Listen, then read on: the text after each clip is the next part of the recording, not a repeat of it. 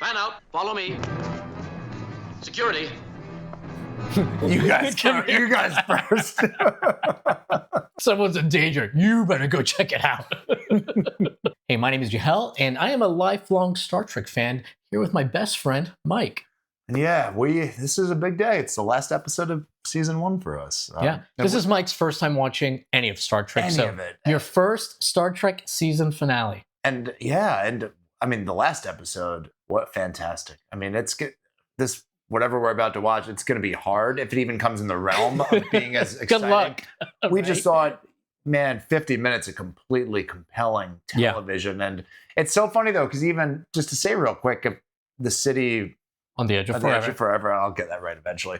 If that was the first or second episode, it wouldn't have worked as well, though, because there was so much character stuff that's been building up, which I think is an interesting note, the way they place these episodes.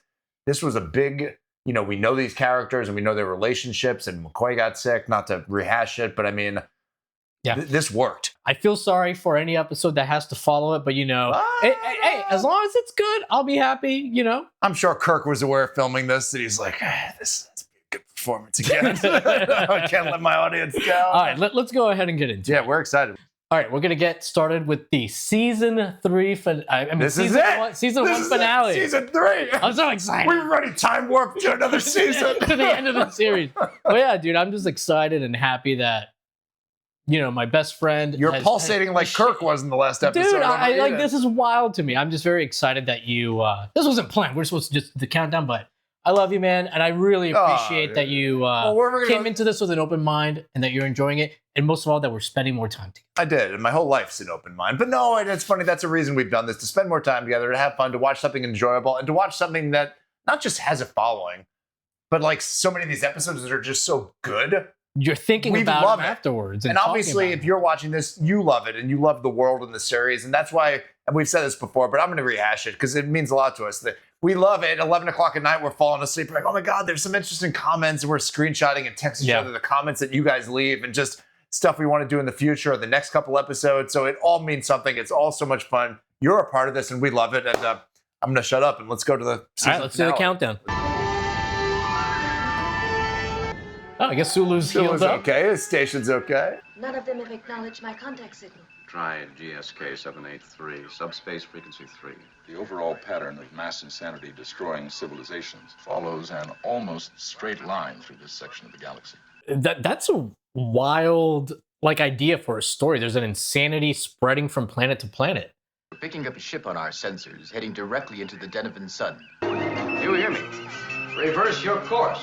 Outer hull temperature now 480 degrees and rising.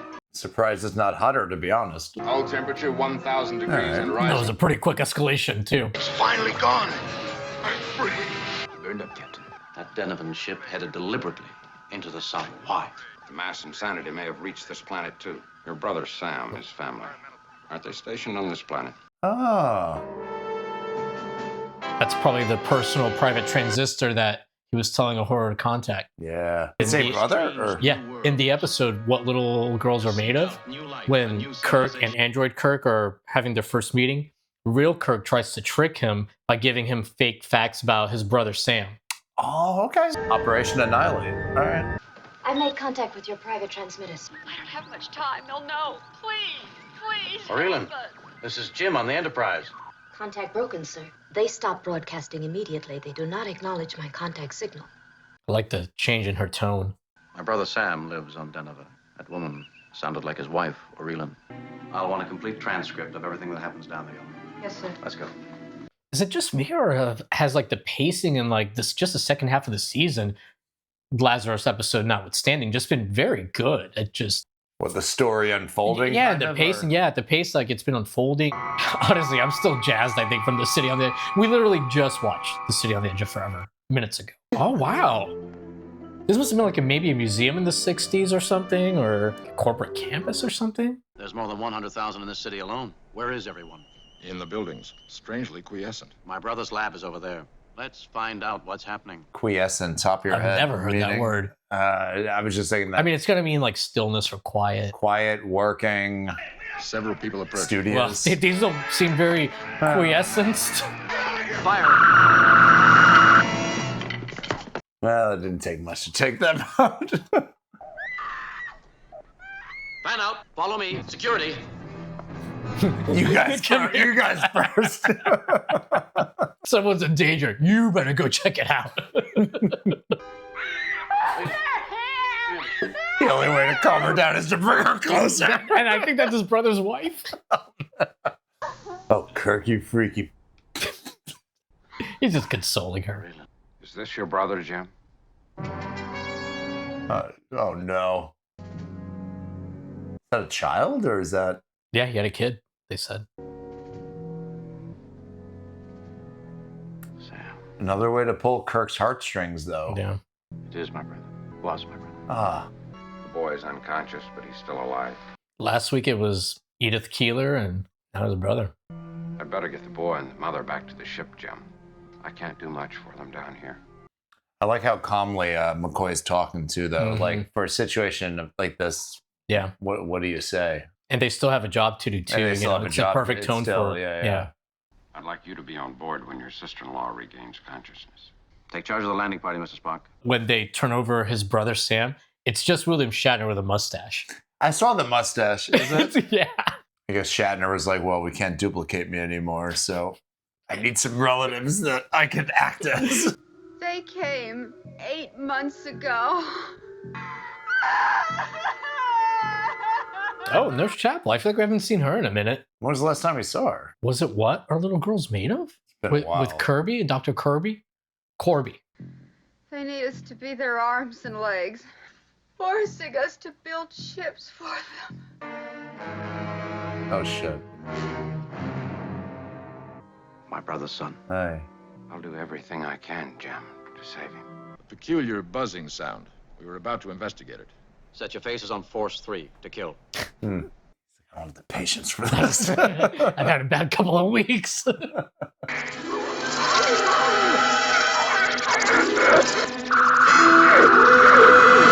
Doesn't even look real.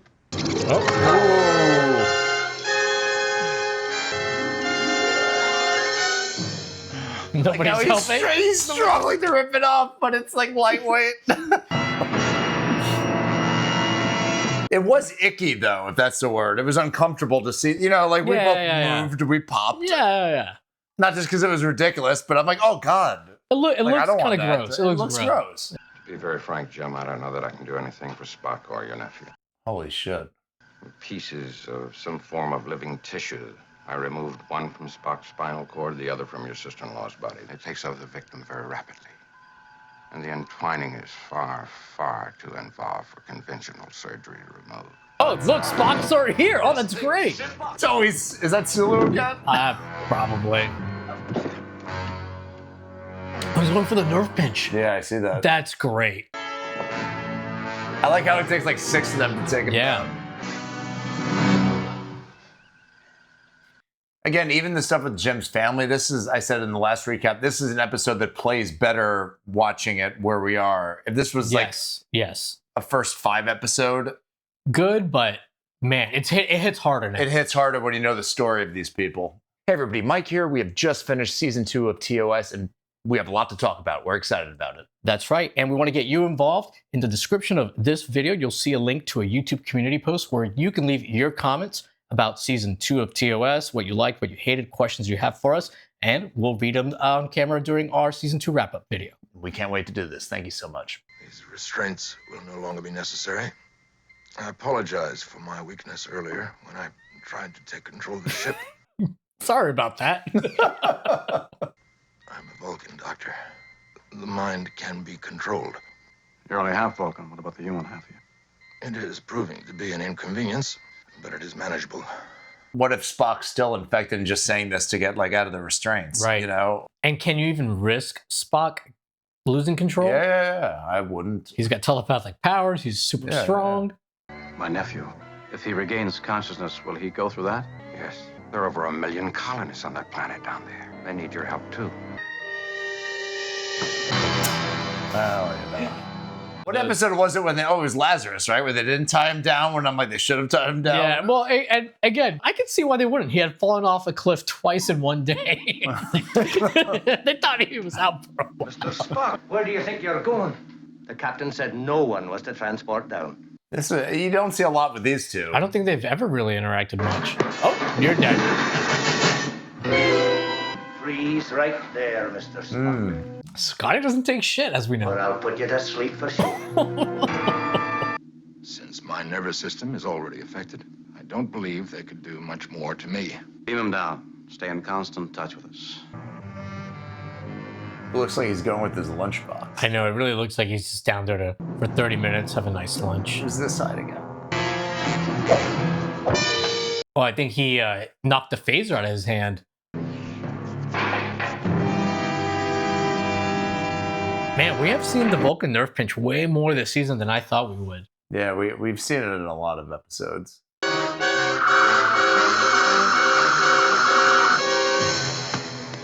Does he not see the others? Or I don't know. Couldn't they go on his back like they just did? Well, he did say earlier that there's not much more they can do to him. They're already in him. A one-cell creature resembling more than anything else a huge individual brain cell. This may be one cell in a larger organism, an incredibly huge organism, in fact. Which probably accounts for its unusual resistance to our phaser weapons. The Denovan that flew into the sun cried out that he was free, that he had won. It's interesting, though, to see McCoy care so much for Spock this episode. That's another thing that's well built, though. Yeah. Like, because we know their relationship now, that sometimes they're always bickering. But they care. But there's love there, yeah. Unless we find a way to destroy the creatures without killing their human hosts, my command responsibilities will force me to kill over 1 million people. Gentlemen, I want it stopped too, but not at the cost of destroying over 1 million people. Including myself, Doctor, and Captain Kirk's young nephew. I will accept neither of those alternatives, gentlemen. I want that third alternative. Something in the sun killed that thing before the Denovan died. That's true. The guy in the ship did yell like it's gone, and then he died. Didn't he yell, "I'm free"? Yeah. It's bright. It radiates a blinding light if you're close enough. You can't move Denver closer to the sun, Jim. No, but you can move the equivalent of the sun to Denver. Well, I can rig a test cubicle in the bio lab, put our specimen in it, but I don't. Good. Let's get on it. I mean, they have nothing else, right? Yeah, I know. I was going to say, it's better than saying there's no option. Yeah. Put on your mask. It worked. We can do it. You have to put someone who's infected under that light. You'll need a host for the next step in the test. Do you know what 1 million candlelight per square inch can do to your optic nerves? What, you're not going to give him goggles? I'll rig up a protective pair of goggles. Oh, okay. Thank you. There'll be none on the planet's surface, Doctor. That's true. Except for the other people. Oh, Yeah. okay. I see. Mr. Spock's the best first officer in the fleet. Proceed. You really feel like the wear and tear of command on Kirk this episode and the last one.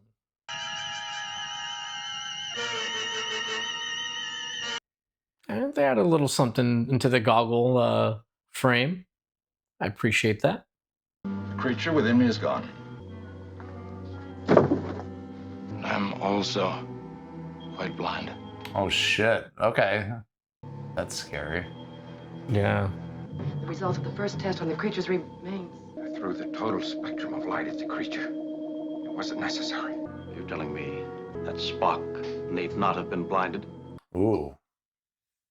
Spock, Doctor, it was my selection as well. It is done. Wow. Take care of it. I like the quivering in his mouth right there. That was a great scene. And wasn't Kirk kind of insistent that they do this now, too, even before Spock showed up? Yeah. I mean, he didn't have to convince Spock said to do that it too. now. Spock said, yeah, they signed both up for said it also. But I think Kirk, being the captain, feels responsible.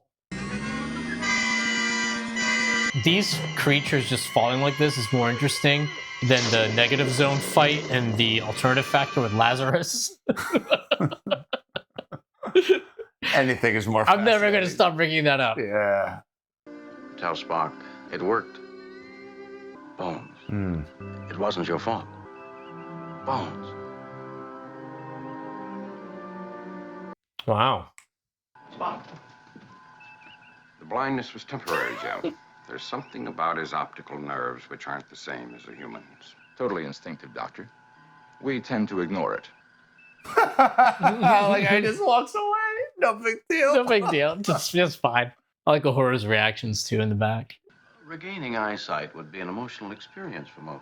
You, I presume, felt nothing? Kirk's ready to give him some shit. And I had a very strong reaction. My first sight was the face of Dr. McCoy bending over me. Pity brief blindness did not increase your appreciation for beauty. Please don't tell Spock that I said he was the best first officer in the fleet. Why, thank you, Dr. McCoy. Doctor, you forgot about his Vulcan ears. Nah. Ahead, warp factor 1, Mr. Sulu. Hey, so we just finished watching the season 1 finale of TOS. Mike's first full season of Star Trek finished, and We're in the bag, and I'm coming back for more. I mean, that was, it's been a great season, but I don't want a season recap. This episode, our star yeah, rating, let's try to resist making it about the season. I'm trying, and you're really intense right now. So I am I'm intense. gonna ask I've been you to very intense since the dial city it on the edge of back. forever. You are. This is a change of pace. No. Give me a rating. If you Out never of see 5 me again, 5-1. No, give me my number. No, give me, come on, out of 5 stars. I like this. I'm gonna admit, and we said this leaving City on the Edge of we'll get Forever. it. That was such a good episode. I'm like, and it's gonna be hard to follow. I like this. I didn't love it. I thought the last 15 minutes between, I'll say, like the Spock blindness and also, The last act was great. the last act I thought was the best part of it. I agree. I'd say 3.75. It was good. Yeah, I think that's a very fair score. I think for me, man, it's tough. There wasn't because- really a guest actor in this one, you know, and well, except for Shatner playing his own dead brother. yeah, I forgot about that. I think 3.75 is a fair score. I was between that and a 4.0 because of the character stuff. I'm gonna go with 4. I'm gonna go with 4. Okay. And you know, this is a show from the 60s. It's not like, you know, they were doing season finales with cliffhangers and that kind of stuff. So it's not like they were like, oh, we got I mean, you don't plan even a know- big season finale. Did you know if there was going to be a? At this point, I think because they were almost canceled.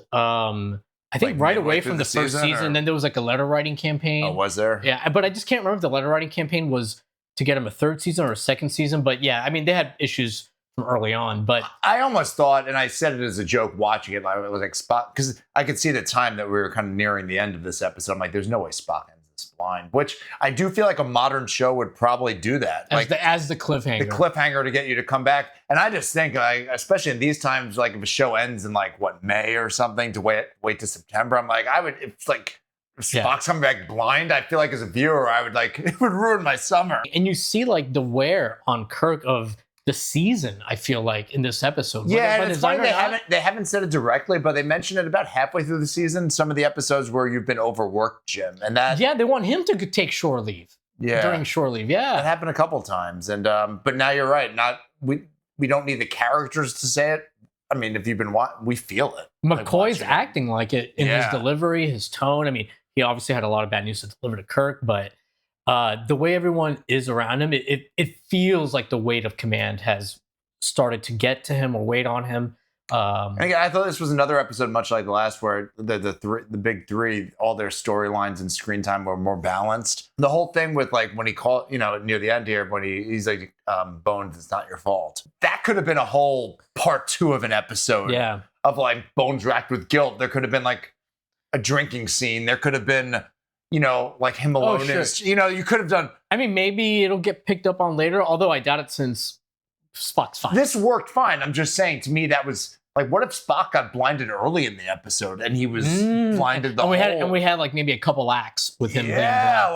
like you And could. we saw McCoy. I just feel like those moments of guilt and Yeah. everybody feeling guilt, both Bones and Jim, that you could have just twisted more out of it. It worked fine. Yeah, I was But just gonna that's just even the thought. I'm sad now thinking about Spock being blind. I was just gonna say the way that Kirk repeats, "It's not your fault. It's not your fault." It feels like the first couple times he's saying it to Bones, and the last couple times he's saying it to himself. It's a big, And- and I'm going to make an analogy. Good Will Hunting. There's the famous scene with Robin Williams and Matt Damon. Oh, when yeah, when he's in yeah. therapy, and he's like, "Son, it's not your, you know, 'cause Matt Damon's character's like abused and everything. It's not your fault. It's not," and he repeats it over and over, and that reminded me a little bit. I can see that. I can definitely see that. Yeah. For season 2, what I know, I care about this world. I care about these 3 characters. I care about Scotty. You know, we've seen Scotty grown. Yeah. We've seen Sulu just have all sorts of entertaining even episodes. Uhura, Scotty, and Sulu. I think they've done a decent enough job of making us care They've about them established who they and are, be and interested. we care about them. Yeah, and even like anytime Uhura gets some lines, I'm like, oh, no, she was and that's a good performance. Same thing with Scotty. And that's a subtle thing, though. It's easy to, it's not, I want to say it's not easy to do. If it was that easy to do, every show would have.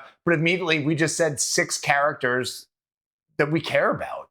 TOS, in my opinion, they pulled on the emotional heartstrings and the storytelling that has me ready for season 2. And even going forward, a lot of the, and I said this a while ago, the technical jargon, the planets, the like Janus 6, whatever, 8, you know, the numbers and the planets. I'm like, somewhere there's got to be, especially I'm sure as this is renewed and we go further into the world of Star Trek, somebody's got to be there with a whole chart taking notes. And it's like, the events that happened on planet Janus 6 in the year. Yes, and I'm sure. And that excites me because I love long-term storytelling. There are maps of the entire galaxy. This is where the Klingons are. That's this what is I where mean. the Vulcans Klingons, are. Khan. This is where Khan. Talk to me about Khan. Well, he was left on SETI Alpha 5 or SETI Alpha 4, something like that. That's good memory. So you can see on the map where SETI Alpha is. I know. I want to know all about this. They have several versions of the Star Trek Encyclopedia. The Federation I want to know more about. And you're going to learn about all this stuff, man. But yeah, it feels like the stage is set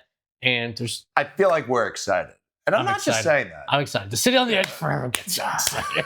All right, I have nothing more to say, though, about this episode. We liked this episode. We liked the last couple. Yeah. This was a great season. And man, we're probably going to do some recaps and stuff.